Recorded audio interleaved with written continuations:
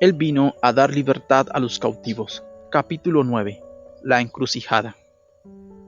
La primera encrucijada en mi vida la encontré un año después de haberme convertido en esposa regional de Satanás. El ensueño en que vivía al creer que de veras alguien me amaba, Satanás mismo, fue cruelmente hecho trizas. Aparentemente había cometido alguna falta menor contra Satanás, pero de haberlo hecho era tan pequeña que ni me daba cuenta de haber hecho nada. Estaba sola en casa cuando de repente 4 enormes demonios se aparecieron en manifestación física. Los 4 eran idénticos, oscuros como de 2 metros de alto y recubiertos de escamas negras como las de Richan. Tenían rostros feroces, colmillos largos y uñas más largas todavía que eran como navajas de acero. Sin advertencia previa me atacaron, hundieron en mí sus largas uñas y me desgarraron, me golpearon y me lanzaron de uno al otro como una pelota de goma. Yo gritaba, chillaba y les suplicaba que no me siguieran dañando, que me dijeran por qué lo hacían, pero no me decían ni una palabra, simplemente gruñían y se reían con espantosas risotadas. Manchan y Richam, mis guardianes, estaban allí, pero no hacían nada por ayudarme o explicarme el porqué de lo que me hacían. Media hora después se fueron tan repentinamente como habían aparecido. Quedé tirada en el suelo, exhausta y en agonía. Tenía la espalda desgarrada y enormes arañazos de pies a cabeza.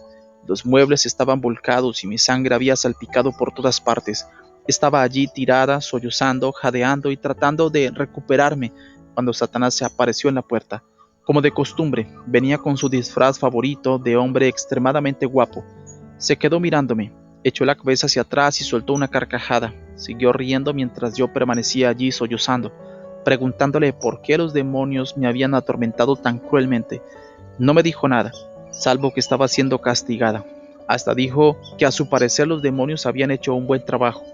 Entonces, sin hacer ni un gesto para ayudarme, desapareció. No tenía explicación para ello, excepto una. Satanás me aborrecía y era un mentiroso. Tal convencimiento era a mi corazón una herida más profunda que las heridas de mi cuerpo. Yo misma tuve que limpiarme y limpiar el apartamento lo mejor que pude. Para ese entonces ya yo era enfermera y tuve que valerme de cuanto conocimiento tenía para poder sobrevivir. No podía buscar la ayuda de nadie porque no podía explicar lo que me había sucedido. Nadie se interesaba tanto en mí como para venir y averiguar lo que me pasaba y ayudarme. Cuando al fin mis heridas sanaron, no quedaron cicatrices. Satanás se encargó de que así fuera. No dejó evidencia alguna que yo pudiera usar contra él en el futuro. Fue entonces que comprendí más allá de toda duda que Satanás me odiaba y despreciaba, y que no me amaba como me lo había dicho. Comprendí también que los demonios estaban aprovechando de mí. Fue Manchan y los otros los que denunciaron las pequeñas faltas que había cometido.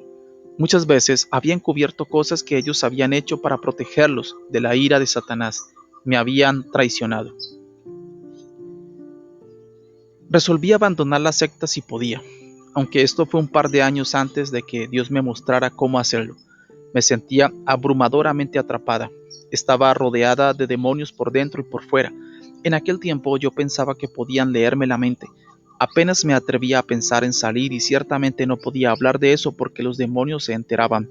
No sabía dónde encontrar ayuda, dónde iba a encontrar poder para derrotar a Satanás y a los demonios si es que vivía lo suficiente para siquiera intentarlo. Tenía que fingir que quería seguir en la secta. Sabía que al fin y al cabo Satanás y los demonios planeaban mi destrucción. Si Manchan u otro demonio descubría lo que yo estaba pensando, me costaría la vida en una muerte agonizante.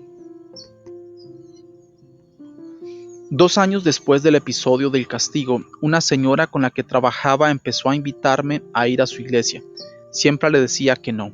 Ya tenía bastantes problemas para ir con aquella fanática. Entonces Satanás se acercó a mí de nuevo como un joven guapo. Me abrazó como si me amara mucho y me dijo que a él, mi esposo, lo habían insultado horriblemente y que solo yo podía vengarlo. Sabía de las invitaciones de Esther, mi compañera de trabajo, a que la acompañara a su iglesia. Quería que fuera y que destruyera aquella iglesia porque la gente de allí se atrevía a proclamar que él, Satanás, no solo estaba vivo y coleando, sino que era malo y había que combatirlo y podía ser combatido. Quería que yo fuera y me uniera a la iglesia y que luego la dividiera y destruyera. Quería que pusiera en práctica el plan de 8 puntos que sus siervos, yo entre ellos, habían usado y estaba usando con efectividad en todo el mundo para destruir iglesias cristianas. 2 veces quise ir. La primera vez no pude ni salir del automóvil porque el poder de Dios era demasiado fuerte allí. Nunca había experimentado antes nada igual. La segunda vez llegué hasta la puerta, pero literalmente no pude agarrar el picaporte para abrirla. De nuevo el poder y la presencia de Dios eran demasiado fuertes. Los demonios dentro de mí lo sintieron y también redondamente no quisieron entrar. No sé si yo hubiera entrado, a no ser porque Esther me habló otra vez en el trabajo. Me retó a que lo hiciera. Ya ella me conocía y sabía que no iba a rechazar un reto. Por fin asistí. Me deslicé en el último banco. Esther me observaba y cuando me vio entrar me hizo señas para que fuera a sentarme con ella en la primera fila, pero no quise. Así que vino y al sentarse junto a mí me dijo: «Está bien, Dios está lo mismo aquí que en el banco delantero». No me gustó aquello. Precisamente aquel día el joven predicador de la noche era un aspirante al pastorado. Lo único que nos faltaba a mí y a los demonios era sentarnos allí a escuchar aquel sermón. Y eso que yo estaba acostumbrada a ir a la iglesia. Luego, para empeorar las cosas, inmediatamente después del culto, el pastor dio una vuelta y fue a sentarse en el banco donde Esther y yo estábamos y se puso a hablarme para que yo le entregara mi vida a Jesucristo. Le dije a las claras que no quería a Cristo ni lo necesitaba. Simplemente sonrió y me dijo: «Bueno, pero estoy seguro de que no le importará que ore por usted». Recordé al momento que yo tenía que unirme a la iglesia y me contuve. «Está bien». Entonces, para espanto mío, me colocó la mano en el hombro y oró a viva voz. No podía soportar que nadie me tocara, y menos él. Lo mismo podría decir de los demonios. Me revolví, pero él parecía no darse cuenta y siguió orando. Salí de la iglesia en cuanto pude después que el servicio concluyó, pero algo me había tocado.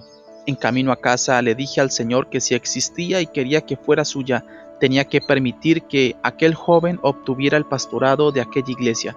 Al siguiente domingo la iglesia lo aceptó como pastor, pero yo tardé un año en cumplir con mi parte del trato.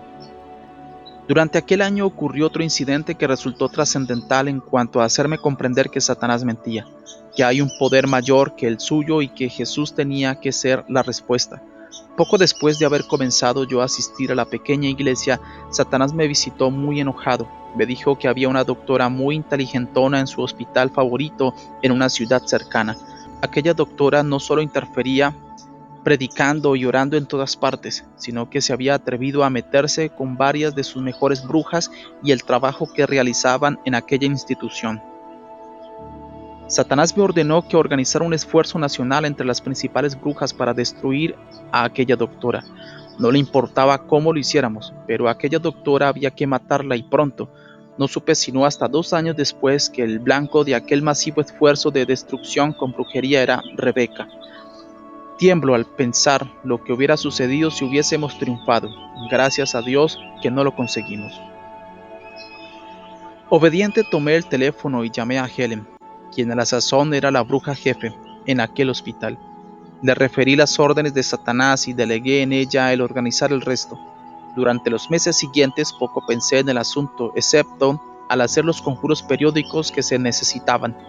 Luego de repente, como a los 6 meses, comencé a darme cuenta que cada vez que hacía un conjuro contra aquella doctora, los demonios regresaban sin poder llegar. No estaban muy contentos. Aquella era una complicación que yo no necesitaba precisamente entonces. Me intrigaba porque jamás había experimentado algo semejante. No le conté a nadie el problema porque reconocer que mis poderes me fallaban hubiera sido fatal para mí. Como 3 semanas antes de entregarme a Cristo, recibí una llamada de Helen. Aquella doctora que había salido moribunda del hospital había vuelto al trabajo, y no solo había regresado, sino que estaba completamente curada. Increíble. ¿Cómo era posible? Comprendí entonces que algún poder mayor que cualquier otro de los que yo había visto nos había interceptado, y recordé la cadena de ángeles en California. Aquella doctora seguramente tenía el mismo poder de aquella familia, y comprendí que aquel poder era Jesucristo. Aquel mismo día Satanás regresó muy molesto a preguntarme por qué habíamos fracasado. ¿No lo sabes?, le pregunté. Sí, respondió. pero quiero saber si tú lo sabes. Bueno, supongo que alguien nos habrá interceptado con oraciones. Exactamente, respondió con brusquedad y desapareció. Durante aquel periodo yo había estado asistiendo con regularidad a la pequeña iglesia. No tardé mucho en comprender que era impotente para destruirla. Aquella gente pasaba por cuanta artimaña se me ocurría, pero seguía amándome y orando por mí. Me empezaron a gustar. Era gente sincera. Amaban tanto al Señor que no les importaba quién era yo, ni de dónde venía, ni cómo vestía o hablaba. Lo único que les interesaba era mi alma. Les importaba tanto que no cesaban de orar por mí. Sus oraciones me empujaron al altar un domingo en la noche en que por fin dije: Jesús, te quiero y te necesito. Perdóname y ven a mi corazón y a mi vida. Qué lucha tan grande. Manchan y los demás demonios trataban de mantenerme la boca cerrada. Me gritaban en la mente que me habían mentido, que Dios no existía y que Jesús estaba muerto, pero sabía lo mentirosos que eran y no les hice caso. En aquel momento, Manchan y los demás demonios comenzaron a hacer y a deshacer. Lo primero fue volar a contarle a Satanás lo que yo había hecho, y allí mismo empezó el gran lío. Cuando regresé a casa aquella noche, Satanás fue a verme, pero las cosas eran extrañamente diferentes. Normalmente Satanás llegaba y me ponía la mano en el hombro o me cargaba en sus brazos, pero esta vez se mantuvo alejado. Pude ver que estaba acompañado de muchos demonios poderosos, pero estos también se mantuvieron lejos de mí. Satanás hervía en cólera. ¿Qué demonios te has creído?, me gritó.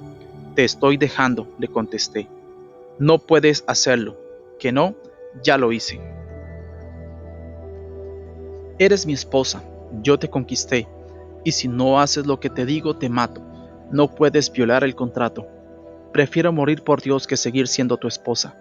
Aquel contrato ya no es válido, porque ha sido cubierto por la sangre de Cristo. Lo único que tú puedes ofrecerme es mentiras y destrucción. Estás dando un mal paso, y pronto te lo voy a demostrar.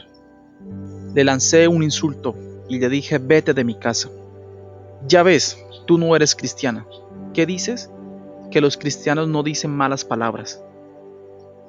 No se me había ocurrido aquello, pero desde luego hacía solo 2 horas que era cristiana y estaba acostumbrada a hablar como me venía en gana cuando no estaba en la iglesia. ¿Y qué? Yo sé que lo soy porque le pedí a Cristo que perdonara mis pecados y viniera a mi corazón, y yo sé que lo ha hecho. Te crees eso, pero no es así. Yo estaba ya tan molesta que intenté saltar y darle un puñetazo en la nariz, pero por algún motivo no pude mover los pies. Satanás, ya muy enojado, también me gritaba amenazas. De repente sentí que una cálida paz me embargaba e inequívocamente escuché la voz del Señor que hablaba por primera vez a mi espíritu. Me dijo: no temas, hija mía, yo estoy aquí y Él no puede hacerte daño.